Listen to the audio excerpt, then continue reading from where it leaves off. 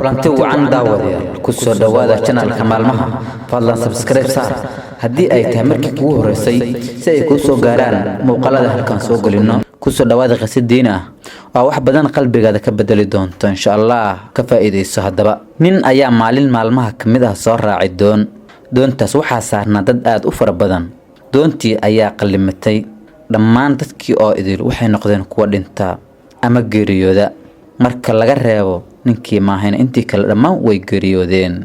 xeeb ayuu ku soo gaaray si naflacaari ah wax dad ah ma uusan arkin wax caawiye iska daaye rafaad iyo silac fara badan kadib ayaa wuxuu bilaabay in uu dhisto daash isagoo soo urursaday xaabo fara badan iyo qoryo gaajo ayaa qabatay wuxuu ku dhaqaaqay bal in uu raadsado geed miro leh oo uu cuno maadaama naftii ay hayso baahi darteed hase ahaatee wuxuu dib ugu soo laabtay daashkii oo gumanaya markaas aad ayuuna u naxay maadaama daashkii uu dhisanayay oo gubtay meel uu aadana aysan jirin meeshana wax dad ah aysan ka dhoweyn markaas buu wuxuu yidhi allow maxaa sidaan iigu gashay habeenkii wuu seexday daashkii wuu dhistay meel aan ka fogeyn subaxii ayaa wuxuu ku soo kacay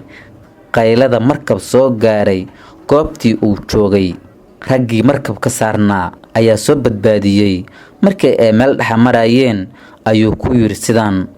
war nimanyo sidee u ogaateen in aan joogo meeshaan waxay ugu jawaabeen annagoo marayna meel fog ayaan waxaan xalay aragnay qiiq iyo holac hawada qabsaday dabadeed waxaan niri meeshaas qof baa ku dhibaataysan oo u baahan caawinaad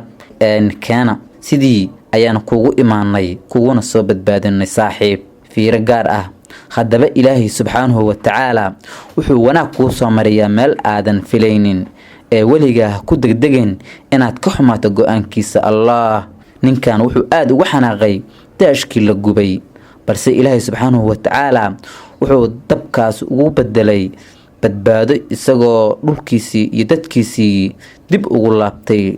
naftiisana la badbaadiyay ciladii iyo gaajadiina laga waday meeqa dhib ayaana soo gaara oo aan ku degdegnaa inaan si sabar la'aan ah aan isku dhiibno laga yaabo inuu ilaahay subxaanahu wa tacaala wanaag kuu soo wado sidoo kale waxaad ogaataa nabiyullaahi yuusuf calayhi salaam dhibka iyo rafaadkii walaalihiis ay marsiiyeen wuxuu allah ugu bedelay inuu noqdo wasiirkii masar الله سبحانه وتعالى صبرك هنغو سغو إلهي سبحانه وتعالى صبرك هنغو إرساقو